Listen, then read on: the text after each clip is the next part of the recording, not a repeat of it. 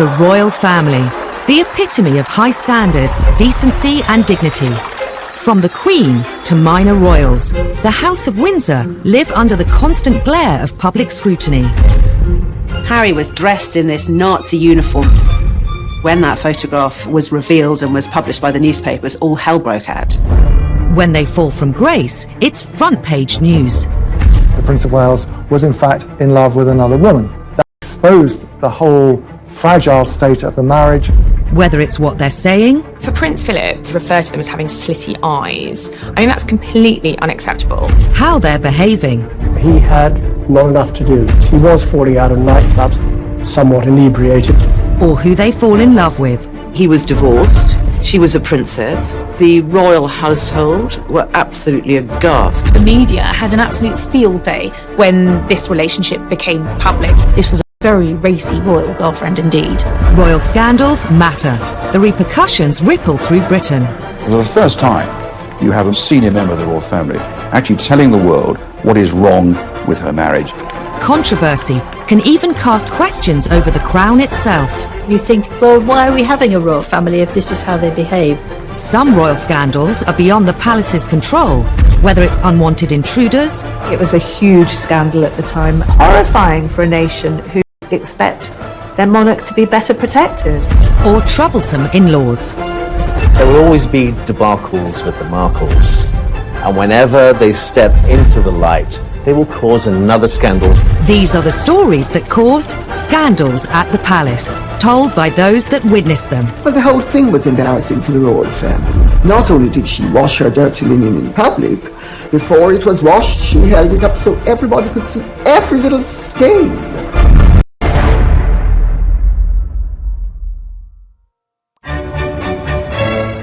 The House of Windsor, an institution at the heart of our nation. The royal family really goes to the very essence of as who we as Brits identify as and see who we are. The Queen is amazing because she's our head of state. Unlike previous royals, the Windsors rule during a media age like no other. The idea of that goldfish bowl, which the royal family live in, means that scandals are never very far away because the world is watching. However hard the royal family may try to control its image, it's almost impossible to do so when scandals erupt. And no scandal caused as much damage to the House of Windsor as the day Princess Diana decided to reveal all about the state of her royal marriage. Diana had and nurturing the relationship. She did it with several journalists. She did it with writers. She did it with me. After their fairy tale wedding in 1981, Diana became the most scrutinized woman in the world. Diana was the biggest star, the biggest celebrity on the planet. If you wrote a story about Princess Diana, it was on the front page no matter what. But not all the headlines were positive. Some press reports suggested that all was not well between her and Charles. Diana wanted to make sure the public heard her side of the story, even if it caused a huge scandal. In 1992, she dropped a bombshell that would rock the House of Windsor to its core. She secretly cooperated on a tell-all biography with journalist Andrew Morton. Princess Diana felt that she didn't have a voice. She was trapped inside the palace, and people didn't know her plight. She was approached by Andrew Morton through an intermediary called James Colthurst.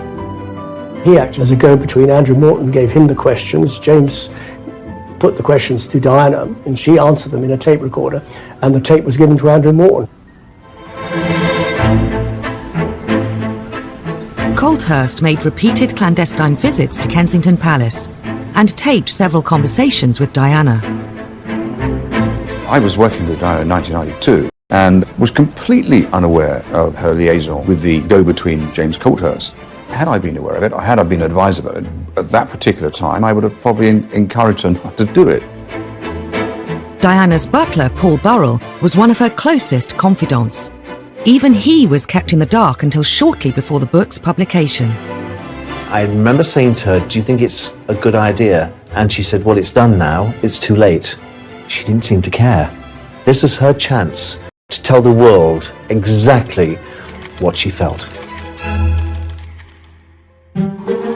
During the conversations, Diana had revealed some of her most intimate secrets. Andrew Morton knew when published they would cause a sensation. He just could not believe what he was seeing. I mean, he knew he'd struck gold, but he was brave, and he was determined to go ahead and publish. In the weeks before the book's release, rumours of its existence circulated amongst the press. During an official visit to Budapest, Diana was confronted by the Queen's press secretary, Dickie Arbiter. She categorically denied that she had given any assistance whatsoever to Andrew Morton. She had that sort of look on her face, and I knew that she was being economical with the truth. But you don't tell... The story was published in January 1992. It shocked the world, though many greeted its claims with disbelief. The motivation was to tell the truth. For once, forget the propaganda, tell the truth about what's really going on, because we do face a crisis in the House of Windsor. It's obvious to everyone. And make you a rich man. Well, if that's a corollary, then so be it. The book alleged Diana had been driven to bulimia, severe depression and self-harm. It was headline news in every newspaper, every TV channel. The fact that Diana released such personal details about her life, it was just one thing after another, what she thought of the royal family, how they treated her. It was one of the biggest scandals ever. We knew that they weren't happy, but we thought they were managing that unhappiness. Morton's book showed that they in fact led very separate lives, and that as far as Princess Diana was concerned, her husband, the Prince of Wales, was in fact in love with another woman, Camilla Parker Bowles. Royal author Lady Colin Campbell knew Princess Diana well and has also written a biography of her. The whole thing was embarrassing for the royal family. Not only did she wash her dirty linen in public, before it was washed, she held it up so everybody could see every little stain. The most shocking claim in Andrew Morton's book was that Diana threw herself down the stairs while 4 months pregnant because she was so unhappy. While many poured scorn on the claim, Paul Burrell says he remembers the incident well. I was actually at Sandringham when I heard this enormous clatter on the wooden staircase to find the princess halfway down it, faking a tumble while she was carrying Prince William. There's no way on this planet that she would put at harm her unborn baby, but she wanted attention. I think the Andrew Morton book was a cry for help. Diana and Charles's marriage was under the spotlight like never before. So too his relationship with Camilla Parker Bowles. After Diana and Charles's separation, he decided it was his turn to bear all to the media. In an ITV documentary, he admitted he'd been unfaithful during the marriage, but only after it had irretrievably broken down. Now that Charles's affair with Camilla was public knowledge, Diana was determined to use the media to hit back again, with the biggest royal interview of all time. The princess always thought that revenge was a dish best served cold. Undeterred by the scandal that would inevitably ensue, once again Diana secretly collaborated with a journalist to broadcast her side of the story. During the summer of 1995, she'd been introduced to a young man working for Panorama called Martin Bashir, and heads of the palace. Diana and Martin Bashir would go on to hold a series of secret meetings. I used to go to White City and bring him back in my car in the boot, so that nobody would see him. Martin Bashir would relish the prospect of being brought into Kensington Palace in the boot, mysteriously, secretly.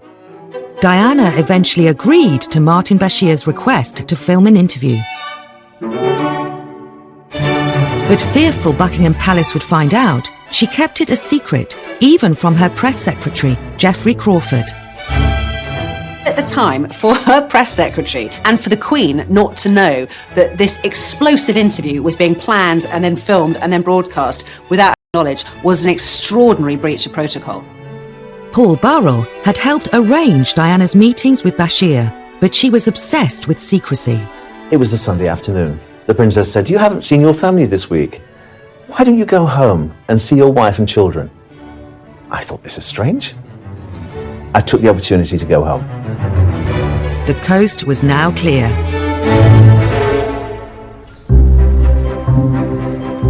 The Panorama team were secretly admitted to Kensington Palace. Their cameras were set up over a weekend, there was no one around, and they actually got the whole thing in the can before Diana admitted what was going on. Monday morning, I arrived back at the palace to notice all the furniture had been moved in the Prince of Wales' study. And I said to the princess, why have these chairs been moved in different directions? I had a dance class yesterday afternoon. Later that evening, she confided in me that Martin Bashir and the camera crew had been into the palace to film the interview. Oh my goodness, I said, you didn't say anything you shouldn't say, did you? She said, well, I did say a few things. Would you say that you were happily married? Very much so. But the pressure on us both as a couple with the media was phenomenal. I think the thing people remember most is her description of her marriage and the fact that there was a third party in their marriage, namely Camilla Parker Bowles, whom she made clear had been having an affair with the Prince of Wales, her husband. The princess came across as doe-eyed, vulnerable, hurt, wounded. She knew exactly what she was doing, even down to her makeup and the way she was dressed. The way she presented herself on that Panorama interview was key to winning over the hearts of the nation. It got more than 22 million viewers. You can also see why the royal household was so totally devastated by it, and they didn't even know it was happening when it was being planned. With Army officer James Hewitt. Yes, I adored him. Yes, I was in love with him. She just needed somebody to love her. Diana would make one more shocking comment about Charles's future role as king. Being Prince of Wales produces more freedom now, and being king would be a little bit more suffocating. And because I know the character, I would think that the top job, as I call it, would bring enormous limitations to him. And I don't know whether he could adapt to that. Some think Diana was driven by an ulterior motive. The thing that people objected to, not only in the royal family, but in establishment circles, was how she had tried to deprive Charles of his rights to the throne. Her agenda was, if the Queen dies and Charles is out of the line of succession, William becomes king and she can work herself into the position of being regent. I mean, the whole thing was madness. Diana's interview made headlines the world over. The House of Windsor was under scrutiny like never before. So for the first time, it's in modern royal history, you have a senior member of the royal family actually telling the world what is wrong with her marriage, what is wrong with her husband, why I'm so unhappy in this, why it's about time that I left the royal family. That was the story. It was a story that nobody really expected would happen, but it did.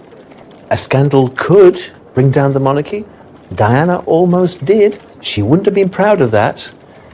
But I think the royal family are only there for as long as people want them to be there.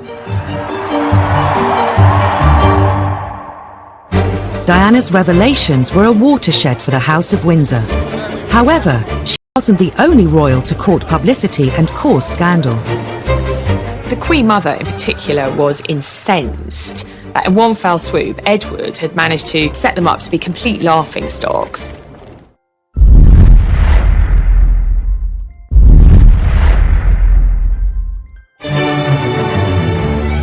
As reigning monarch for over 65 years, the Queen has had to endure decades of royal scandals. Many have involved her 4 children. The youngest, Prince Edward, and his wife Sophie, nowadays keep a low profile. He's the only one with a successful marriage of the Queen's 3 boys. He's the only one whose marriage hasn't ended in divorce, still happily married with 2 children. In his younger days, Edward attracted his fair share of headlines. Like Diana, he courted the media, in his case with sometimes disastrous results. Edward's first taste of controversy came in 1986. After graduating from Cambridge University, he followed his father theatre, but Edward decided to go into the Marines, which was a surprise for some people because he didn't appear to be cut out for it. This was a classic example where someone should have taken Edward on one side and said, this might not be your cup of tea. Just 4 months into his training at Sandhurst, Edward dropped a bombshell. Ingrid Seward was writing a biography of him at the time. Prince Edward was home for the weekend, and he told his family that he was going to quit the Marines. They said, don't be ridiculous. And they talked him round. He said, oh, OK, I'll stay. And he drove back to his base camp the next morning and handed in his resignation. And Princess Anne was driving back to Gloucestershire and nearly put a car in the ditch when she heard on the radio that Edward had resigned, because the last thing she knew, that they'd had this really good talk, and he'd said he'd stay in. The news was received with natural disappointment that His Royal Highness had come to this decision. Some members of the royal family felt he'd let the side down. The Queen Mother was one who felt disappointed in her grandson's behaviour. His father, Prince Philip, was apparently very upset and angry because, of course, what's a royal to do if they're not to be in the armed forces? Soldiers make an oath to Queen and country. For a member of the royal family not to be up to it in terms of joining a military unit was damaging. After quitting the Marines, Edward was free to indulge his real passion. Hurrah, hurrah! During university, he'd developed a love for the performing arts. Edward had always been seen as a man who seemed to be at his happiest on the stage. He also managed to convince other members of the House of Windsor to take part in a TV special, It's a Royal Knockout. All this quasi-excitement doesn't really matter a damn to you, then? No, we're the strong silent types. We're the best blue bandits there are. The programme was widely seen as a really low point for the House of Windsor.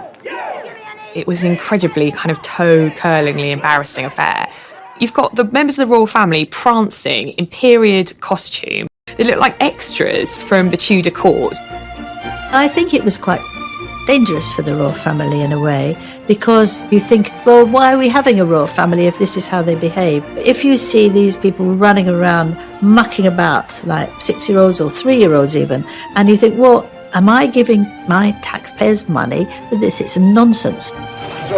On the day the programme was filmed, Edward gave a press conference to the waiting media, but it turned into yet another Have you? Well, thanks for sounding so bloody enthusiastic. Richard Kay was the Daily Mail's royal correspondent covering the day's events and was at the press conference. And he said, what did you think of it? Well, we couldn't really answer because we hadn't been allowed to see it, at which point Edward sort of threw his toys out of the pram, if you like. What did you think of it? Thanks. I thought it was great. He displayed a very impetuous side of his character, and of course it was reflected in the television broadcasts and the newspaper accounts at the time. If Edward hoped It's a Royal Knockout would bring the royal family's image up to date, the whole affair did precisely the opposite. The Queen Mother in particular was incensed that in one fell swoop, Edward had managed to set them up to be complete laughingstocks. And she, having tried so hard to kind of reposition her family and obviously her daughter as monarch with dignity and gravitas, they're prancing around in Tudor costume, kind of laughing and braying in front of the cameras. It took them back several years. The fiasco didn't deter Edward from embarking on a career in television. In 1993, he started his own TV company, Ardent Productions. At the time, he made the mistake in saying, well, I'm not going to work on my royal connections, but practically every documentary he made had a royal connection. In 2001, Ardent were commissioned to make a series called A to Z of Royalty for an American TV channel. Prince William was about to start university at St Andrews. At the time, it was a big story. There was an agreement in place between the palace and the media that we would turn up to cover Prince William's first day at university, and we would then leave, which we all duly did, except there was one film crew that didn't pack up and leave, and ironically enough, that was Edward's. Edward's film crew broke the agreement Clarence House struck with the media and continued to film around the university. Edward and his media career once again attracted all the wrong headlines. Edward was very defensive about it, maintaining that they weren't stalking Prince William, they were merely doing some extra shots they wanted to take up there. It did look very much like there were two rules. One rule for the working press, if you like, the media, and another for the royal family. It looked Favoritism. Press reports claimed Ardent's bungling caused a huge bust-up between Edward and William's father. Prince Charles was apoplectic about it. When news reached him that there was still a camera there, there was quite a colourful phone conversation had between the two brothers. Ardent were forced to issue a public apology. It was a massive case, end of Edward's fledgling production career. Edward's television career was subject to press ridicule from the beginning. It was symbolic of the media's changing relationship with the royals. In the years immediately after the war, the British media showed far more deference to the monarchy. But in the 1950s, that began to change. The threat of scandal forced Princess Margaret to abandon her plans to marry. Her suitor, a member of the royal staff, named Peter Townsend. Peter Townsend was a war hero, a fighter pilot, very glamorous. But Peter Townsend had been married before, and in those days that created a huge scandal. The obstacles were enormous. He was divorced, she was a princess, the royal household were absolutely aghast. It was seen as a scandal because you can't do that as a royal. You can't get involved with somebody who is divorced. It's not done. Sir Alan Lascelles, who was the private secretary to the Queen, when Townsend went to tell him of the news that they intended to marry, Lascelles said, "You must be either mad or bad or both." The Royal Marriages Act meant Margaret needed her sister the Queen to agree to the marriage. But her role as head of the church placed Elizabeth in a compromising situation. The Queen was head of the Church of England, therefore could not condone the remarriage of divorced people in church. So for Princess Margaret, that was going to be tricky. Divorce was a dirty word. It was a dirty word in terms of the church. It was a dirty word in terms of government. In those days, the church did not recognise divorce. They knew it was happening, but they didn't recognise it. They didn't like it. As the church and the powers in the government pressed the Queen to oppose the marriage, the romance was about to become public knowledge. An eagle-eyed reporter saw Margaret brush a bit of fluff off Group Captain Peter Townsend's RAF tunic, and royals don't brush fluff off the hired help's tunic, and they thought, aha, there's something here. It was out in the open, they couldn't disguise it. That gesture of the bit of fluff went right round the world and was, in fact, a major story which led unquestionably to a crisis. This was a public display of affection which was very unwise. The press latched onto this enticing story. It offered romance, drama, and real danger for the House of Windsor. The country was hooked. Margaret was really the first celebrity royal. People were fascinated in her life, and she was dating someone who was quite a controversial character, and this was quite a racy royal romance, so it made the headlines. Unfortunately, the fact that he had been divorced was a big issue, and whereas a lot of people were privately sympathetic to Princess Margaret, there was still this huge issue hanging over it. The romance was doomed. Margaret was presented with a choice. If she married Townsend, she would have to give up her title as princess. She chose her duty to the crown. She issued a rare statement in which she said that she had decided not to marry Peter Townsend. She recognised that being Princess Margaret and given her place in line to the British throne, that actually it was a case of duty before self, and that was what she decided to do. It was the first of the post-war scandals to hit the royal family. It was a tragedy in many ways that Margaret hadn't been able to marry him. He was her first love, the big love of her life. The Queen's intervention quelled the growing controversy around Princess Margaret's love affair. But the damage to royal reputations was done, and the floodgates had been opened. The age of deference was over. The royal family was now fair game. Half a century later, tales of a tearaway prince would create more shocking headlines in the tabloid press. Prince Harry did have a very troubled adolescence. He missed his mother a lot.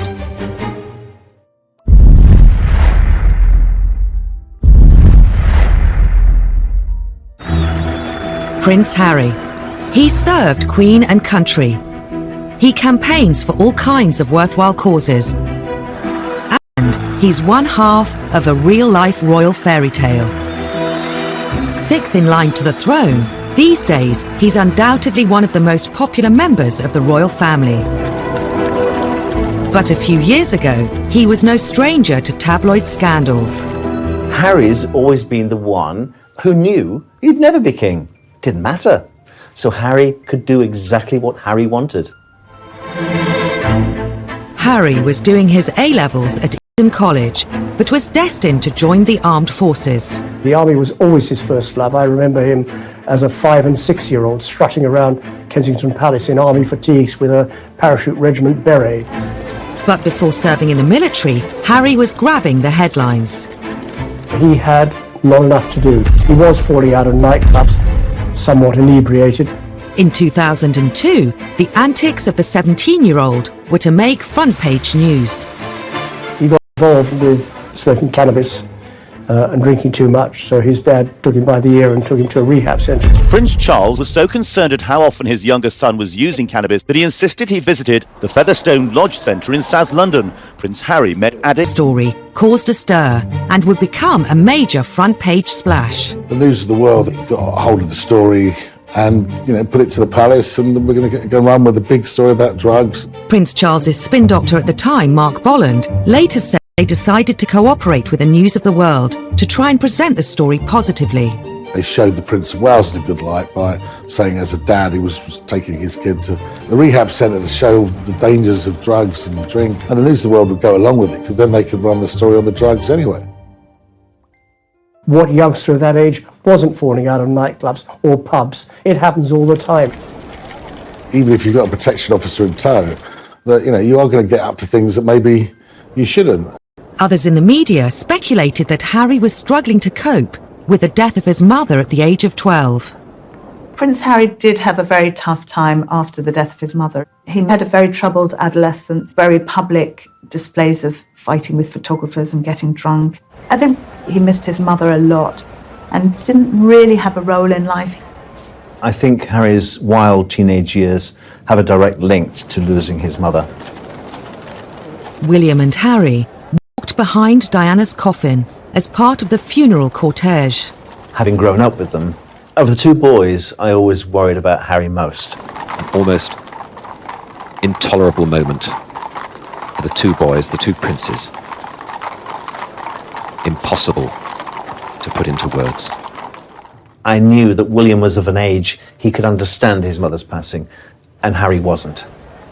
And that really did affect his teenage years. He admitted a couple of years ago that he suffered mental health as a result of the death of his mother. At the time, he said no 12-year-old should be asked to walk behind a coffin. But then Prince Harry's no ordinary 12-year-old. He's a prince of the United Kingdom. After the rehab story, the press became increasingly interested in Harry's personal life. This was a difficult time for Harry.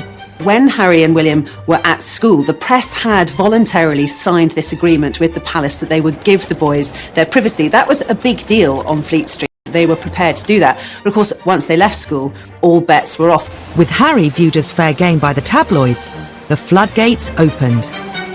It was a fancy dress party with a colonial theme. Harry, for some reason beyond most people's understanding, decided that he was going to dress up with Nazi insignia, which a guest caught and photographed and sold to the Sun. He made this very, very silly mistake, obviously deeply inappropriate, going to this fancy dress party, which itself had a pretty dodgy theme, colonialism. And obviously when that photograph was a sort of global upset. I was in Barbados at the time, and I was talking to this minister, and he was horrified. The Jewish community were very upset about it, and so they should be. I think everybody should be upset about it, that a member of the royal family, and a senior member of the royal family at that, was wearing a swastika armband. The timing was particularly bad, as it happened 2 weeks before the 60th anniversary of the liberation of Auschwitz. It was seen as trivializing something that was such an important part of world history. It was a huge scandal for the royal family. It was such an insult to so many people. But obviously Harry hadn't thought about it, and obviously William hadn't thought about it either, or else he would have said, hey, that's a really silly idea. To make matters worse, the press brought up old stories the Nazi connections of Edward VIII, the Queen's uncle. I think Prince Harry, inadvertently, by effectively a schoolboy prank, brought a lot of those feelings back to the fore. The royal family immediately apologised.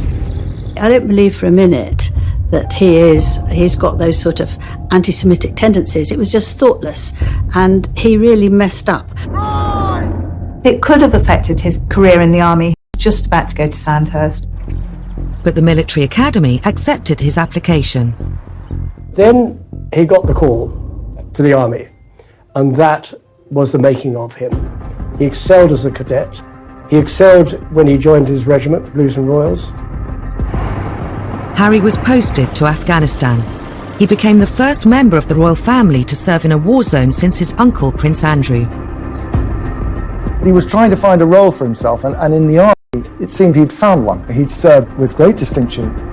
Soon before Harry was due to go on his second tour of duty in Afghanistan, he took a trip to the US.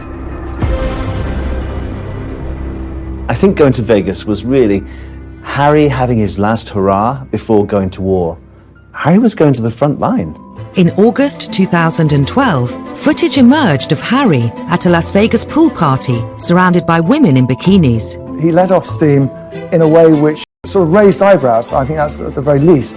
He probably felt no 100% guarantee that he was going to come back in one piece. He might come back in a body bag, might as well let his hair done. And then he did just that. But his send-off party left him with more than just a hangover. He was snapped naked after a game of strip billiards in his hotel suite. The scandal went global.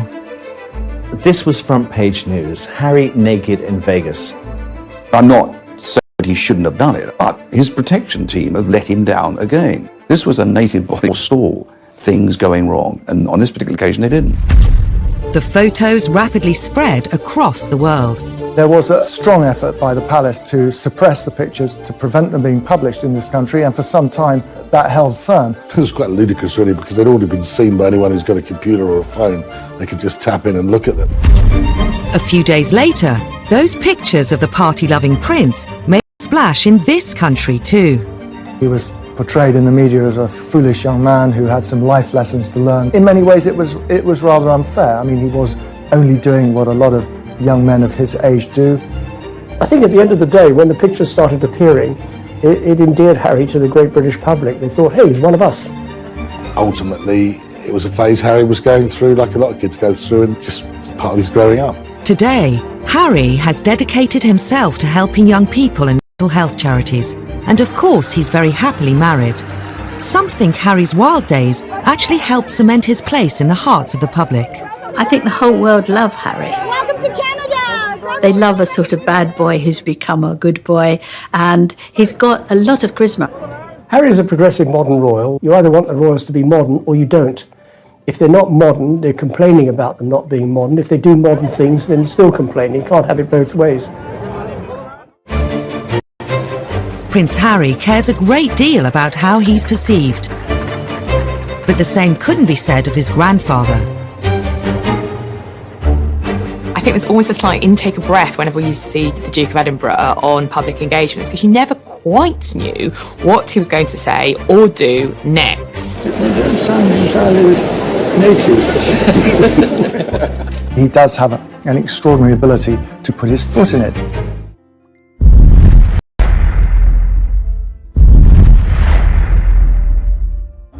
Before retiring from public engagements well into his 90s, Prince Philip did a remarkable job, accompanying the Queen on royal visits throughout the UK and all over the globe.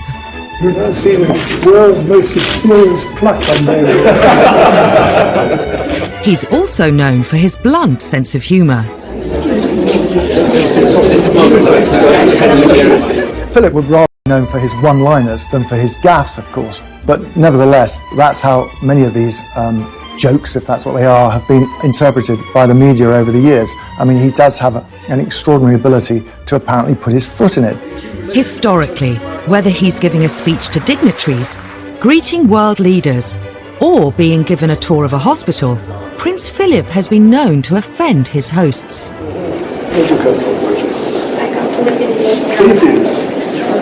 intake of breath whenever we used to see the Duke of Edinburgh on public engagements, because you never quite knew what he was going to say or do next.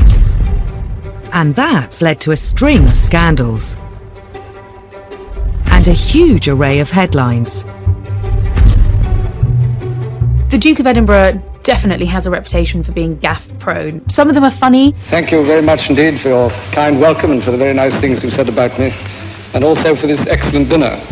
I can tell you that I'm prepared to grace almost anything for a meal like that.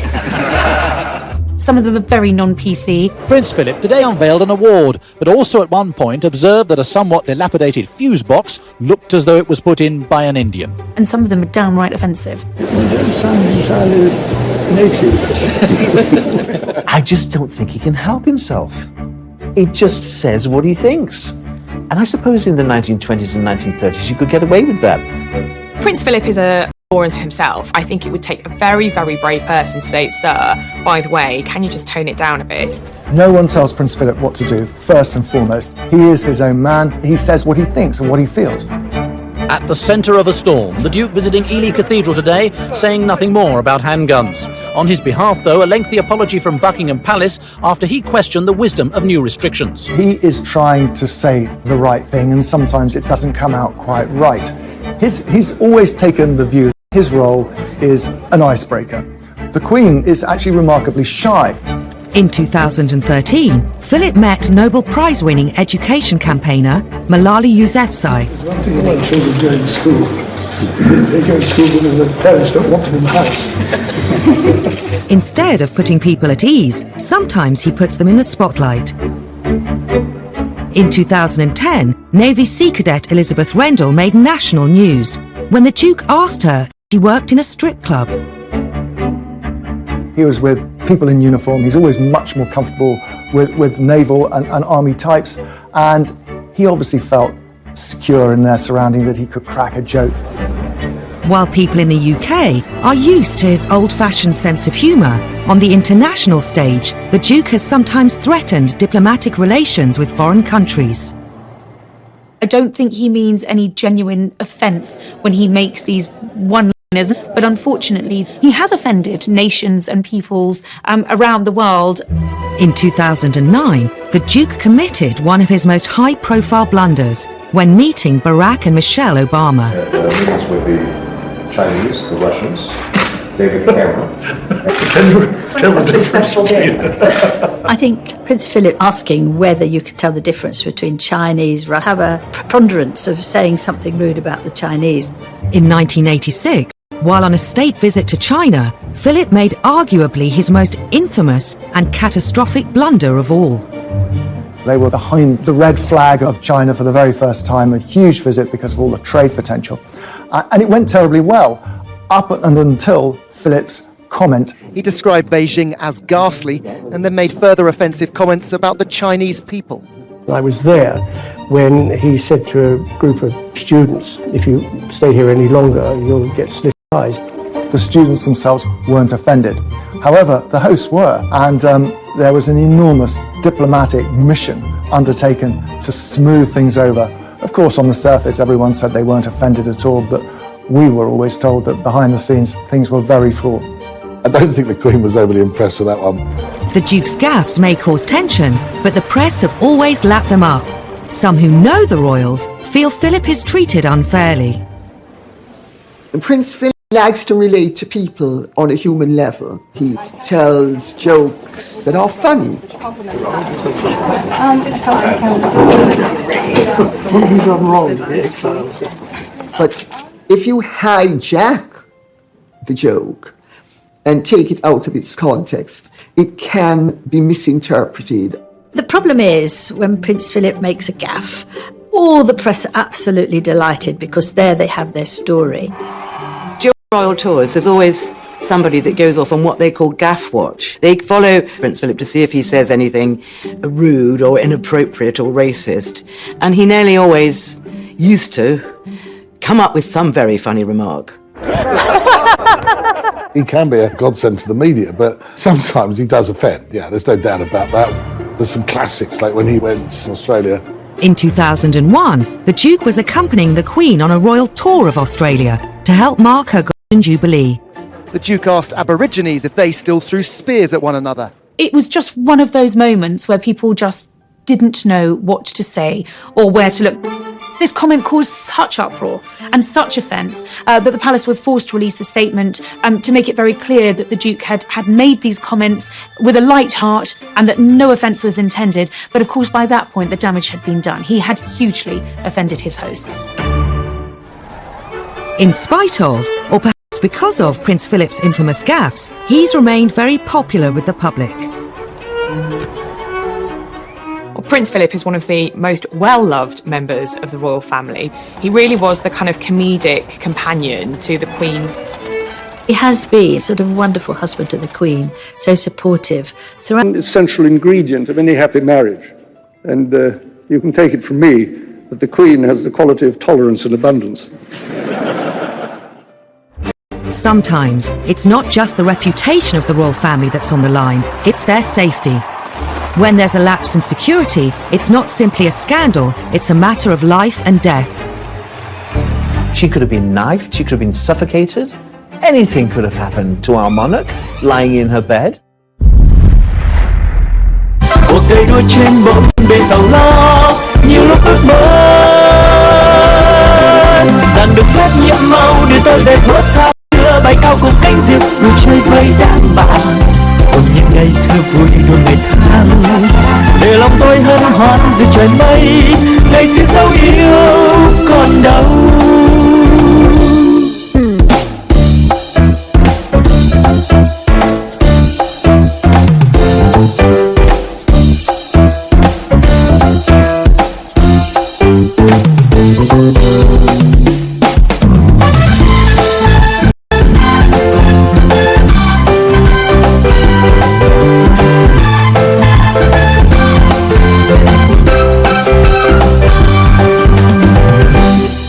Chuyện ngày xưa tôi thả những cánh diều dây lướt trên bầu trời phiêu du.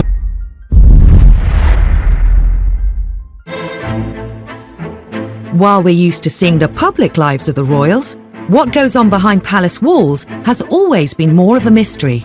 The royals have been hit by a number of scandals involving their personal security. Security scandals are scandals because this is our royal family.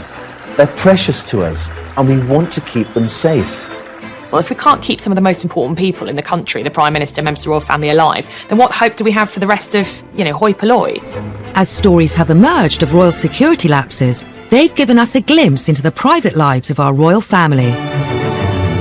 In the early 1980s, an intruder at Buckingham Palace got dangerously close to the Queen. I think in this day and age especially, the security of the Queen is of the utmost importance, and we have to ensure that we do have the best security in place and protection for her. You would think that Buckingham Palace is one of the most secure properties in the land.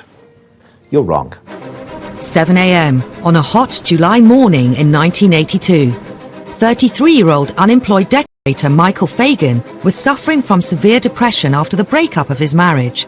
He found himself outside Buckingham Palace and spotted an open window. Back in the day, the security was there, but not enough.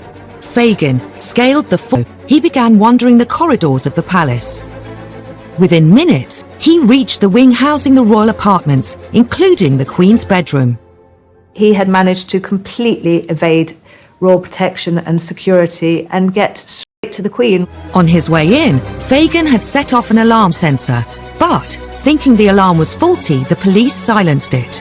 To make matters worse, the armed police officer, who should have been outside the royal bedroom, was away from his post. Fagan walked straight into the Queen's bedroom, where she was fast asleep. He could easily have killed the Queen in her bed, and that would have been it. He sat on her bed, and apparently she kept him calm by having a nice chat. Minutes later, palace police bundled him out of the room. Her Majesty told me the story personally. I said, well, that's extraordinary. She's plus, he was gripping a broken ashtray and he was bleeding on my counterpane. All she was worried about was the bloodstain on her bedclothes. She wasn't worried about her safety at all. Anything could have happened to our monarch lying in her bed. She could have been knifed, she could have been suffocated. It was a huge scandal at the time, horrifying. nation who expect their monarch to be better protected. The embarrassment and the scandal reverberated through the corridors of Buckingham Palace, down the Mall into Westminster. It was such a national scandal that the Home Secretary offered his resignation. The Queen said no, but he obviously felt embarrassed enough to offer it, and I think that was right. Michael Fagan wasn't charged, but did spend the next 6 months in a psychiatric hospital. The scandal meant that royal security was doubled, and Her Majesty could sleep safely in her bed. The Queen had a close escape, but 2 decades later, the royals were hit by yet another security scandal at Prince William's 21st birthday party. It seemed lessons hadn't been learned. It's impossible to believe that an imposter can get into Windsor Castle, particularly something as high profile as Prince William's 21st birthday party, and yet that's what happened. The theme of the party was Out of Africa. Unbeknown to the news crews filming the build-up, they'd caught on camera the man who would be on the front pages of the tabloids the next day, and it wasn't the birthday boy. Happy birthday! Dressed as Osama bin Laden wearing a ball gown, a little-known comedian, Aaron Barshak, the self-styled comedy terrorist, was parading around Windsor's streets, pretending to be one of Will's party guests. You can see from the footage Barshak walking up Castlegate, up to the castle, all dressed up as a comedy terrorist with a big black beard and his robes. Because, of course, trying to monitor who's meant to be there and who's not meant to be there when everybody... The comedian was dressed in a pink dress and a fake beard, so he clearly didn't fit with the theme. He should have set security alarm bells going much earlier than he did. But in fact, he was able to slip in undetected. How he managed to scale the walls, how he subsequently managed to infiltrate the party. I mean, this was the stuff of almost unbelievable reports the next day. The walls of Windsor Castle successfully kept out the rebel barons in the 13th century, but they were no match for a man in a peach-coloured ball gown and a false beard. He managed to get past the police security and into the castle, which, by the way, is a pretty big place. Straight into the party. I mean, that was a huge security breach. Barshak climbed onto the stage, where Prince William was making a speech. He kissed him on the cheek before eventually being detained. He certainly shouldn't have been allowed to get anywhere near, let alone kissing distance, of William. The fact that he got on stage, no one realised anything was wrong until Prince William looked at him and said, "Who the hell are you?" It is rare for almost all senior members of the royal family to be gathered together in one place, and if Barshak had been someone with evil intent, well, you can imagine the consequences. There was a huge public outcry. David Blunkett, the Home Secretary at the time, had to make apologies on behalf of the police. Security breaches don't get any bigger than that. It was a huge royal scandal, and suddenly all of the attention was off the birthday boy and on what was essentially a massive security threat. David Blunkett did also, interestingly, put the boot into the royal family. He clearly wasn't prepared to take the full blame on behalf of the police and said that the royal family had specifically asked for lighter touch policing on that night. Every senior member of the royal family was in attendance. Had that been a real-life terrorist, we'd be talking about a very different story today. Could the lax security around the royals have prompted the idea behind the next breach? Less than 6 months later, an undercover reporter infiltrated the royal household and got a job as a footman. The reporter faked a CV, bogus references, and somehow managed to elude royal security and all of the checks that surely go with applying for a job in the household. The Daily Mirror even managed to take this grainy photograph of their fake footman, Ryan Parry, standing on the balcony of Buckingham Palace. The Mirror journalist described how his uniform guaranteed virtually unlimited access to every part of the palace. For the Daily Mirror, this was a massive coup, revealing the most astonishing details about the domestic lives of the royal family. The fake footman had access to Queen and Prince Philip their breakfast. He revealed these fascinating details of breakfast with the royals, the Queen feeding her corgis marmalade and toast underneath the table. They all thought Queen would be eating off gold plate, and the idea that her muesli is brought to her in Tupperware boxes sort of really appealed to people. The British public were able to gawp at what Her Majesty eats for breakfast. The country were shocked someone with a fake CV could get so close to the Queen. It just makes you wonder about how many other people they've employed who have had slightly dubious backgrounds. Even more embarrassing was the timing of the scandal. He was there on the eve of a presidential stay. In fact, he saw the president's bedroom. There could have been a real scandal over the fact that this undercover reporter was working within feet of President Bush while he was a guest of the Queen. For the palace, utter humiliation, an absolute breach of royal security. While security staff can be hired and fired, even the royals can't choose their in-laws. The Markles, they're not going anywhere. Meghan's family obviously want to cash in on her fame and her royal connections.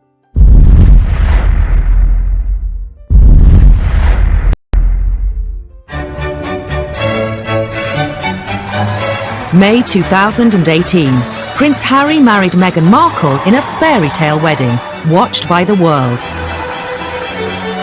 I think the wedding of Prince Harry and Meghan Markle really captured most people's imagination, and it was like a film set. I think it was very Hollywood, really, more than royal in a way. The whole country was excited at the prospect of having an American in the royal family. The royal wedding itself was like a giant street party. Everybody loved it. For the Windsors, a royal wedding means welcoming a new set of in-laws into the family. The royals have had a brilliant way at dealing with the in-laws. We always used to call them the outlaws because they were not hugely welcomed in. But that has changed in recent years. The royals are now much more welcoming to those whose families, of those who marry into them. But new in-laws can bring their own potential for scandal beyond the control of the palace press machine.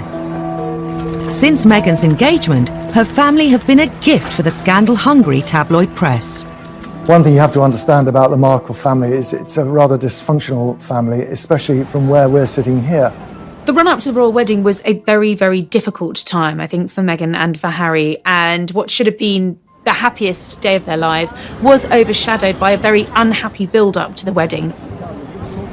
Meghan's half-sister Samantha, having previously labelled Meghan a social climber, she revealed she was writing a book called The Diary of Princess Pushy's Sister.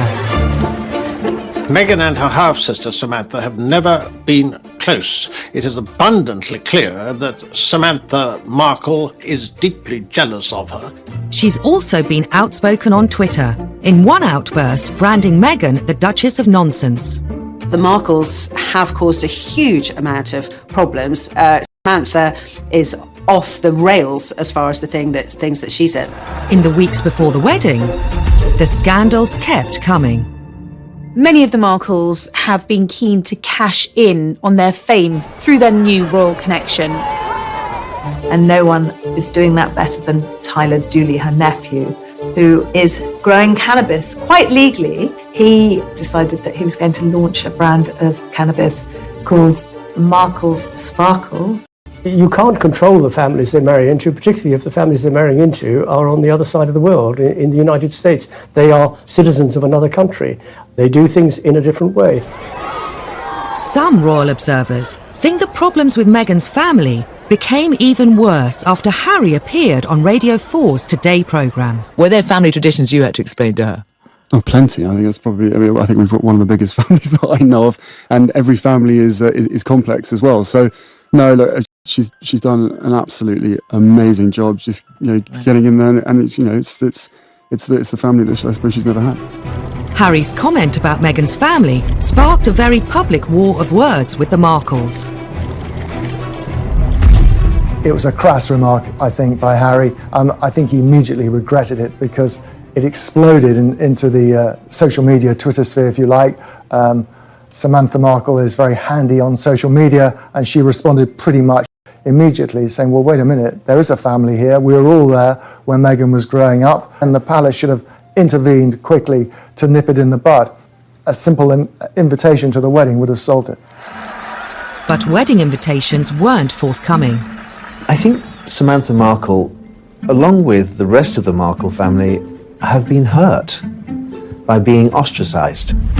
I think by being pushed to the margins and left out, the biggest street party in our country last year really, really hurt them. Then, Meghan's half-brother Thomas Jr. decided to have his say in the press. He decided in his wisdom that he was going to write an open letter to Prince Harry, suggesting that he called off the wedding and saying, it's not too late, mate, to get out of it, and my half-sister is shallow and jaded and conceited, really wants to protect her from her family as far as I can see. The biggest scandal of all involved Meghan's father Thomas and some faked photographs. All had seemed well when Kensington Palace announced he would be walking his daughter Meghan down the aisle. We were all looking forward to seeing both her mother and her father at her side on the wedding day. But as the date got closer and closer, it became apparent that there was a problem with her relationship that she had with her father and whether he was actually going to be able to attend. 2 weeks before the wedding, what appeared to be paparazzi photos emerged of Thomas Markle being measured for a wedding suit. Another image showed him in an internet cafe near his home in Mexico, looking at pictures of Meghan and Harry. But soon after their publication, it emerged that Thomas Markle had colluded with a photographer to stage the photos. During the run-up to the Meghan and Harry wedding, there was a lot of attention put on to Thomas Markle, who felt that he was getting a lot of bad publicity. He was being portrayed as a sort of reclusive, penniless slob in Mexico. It was sort of the image that he felt he was getting, and he wanted to correct that image. So he decided, in his wisdom, or distinct lack of wisdom, that he would set up these photos that showed him, in his opinion, in a better light. The focus of the wedding shifted from the bride and this great British event to the bride's father. The British press had a field day. Samantha Markle admitted advising her father to do the photos. They were both accused of ruining Harry and Meghan's imminent wedding. Whether he was financially rewarded for them, we're not entirely sure, but the assumption was he was being paid for these pictures. And that started alarm bells ringing at Buckingham Palace. And then, of course, there was so much written about how this must be very, very humiliating for Meghan and what's her relationship and is he going to come to the wedding after all or not, which was, of course, the big question mark about all of that. Was Thomas going to walk Meghan down the aisle? As the clock ticked down to the big day, it was reported Thomas Markle was in hospital with heart problems, meaning he wouldn't be at the wedding. It turned into a huge fiasco for the royal family. This was a man who had to miss his daughter's wedding, who was flailing around not knowing what to do and ended up in hospital with a heart attack. In the end, Prince Charles stepped in. As a father of a daughter, more than anything, you want to give your daughter away, I'm certain, at her wedding, and the fact that he couldn't do that must be a sense of deep, deep sadness to him. Could the whole scandal have been avoided? Now, wouldn't you think they'd learned their lessons from the past? Wouldn't you think that they'd send somebody out to America to take care of the father of the bride? But Dickie Arbiter, the Queen's former press secretary, says that Buckingham Palace was powerless to intervene. A lot of people were saying prior to the wedding that maybe the palace should have done more to protect Thomas Markle. Suggests that Harry and Meghan should fly out there. Well, it's not that simple. A member of the royal family goes to a foreign country. First of all, you've got to ask the Queen's permission, if they can go. Then you've got to say to the government you want to go. Royals can't just jump on a plane. The controversy surrounding Thomas Markle and the fake photos put a huge strain on his relationship with Meghan, and there was worse to come. Meghan tried to mend the rift and wrote her father. What did he do? He released that letter, a personal letter from his daughter to himself, to the media. If every time she writes to him or rings him, he talks to a journalist, then she's going to stop doing it. So she's going to have to cut him out of her life, I fear. To make matters worse, 6 months after the wedding, Thomas Markle appeared on TV, complaining Meghan had cut off all contact. I've been trying to reach out for several weeks. Every day I try to text her. I just haven't received any comment back. And Samantha appeared on Channel 5's Jeremy Vine show to defend what she'd said about Meghan. I've got a brother. If I fall out with him, what I'm not going to do is tweet insults at him, because then he won't talk to me. Isn't that how we all work with each other? What was going on that didn't make sense is that I really started to feel protective over our father. But why insult her? I don't understand. Because he was being purposely ignored. Sure, but how does it help him to alienate Meghan? I don't understand. Help me understand. We were hoping that private channels would be used. They're not being used. When they failed, we went public. I don't think Samantha Markle is going to go away anytime soon. There will always be debacles with the Markles. They're not going anywhere. And whenever they step into the light, they will cause another scandal, another problem for Meghan and Harry. Next time on Scandals at the Palace. As the royals become more accessible, they also become easy targets, and often they're caught out on camera. And the thing which got her into hot water was that she could get access to Prince Andrew, her ex-husband, for £500,000. Where there are royals, a ferocious tabloid media, and a public desperate to know everything about them, scandals are never far away. The Iron Duke had turned into the Duke of Hazard,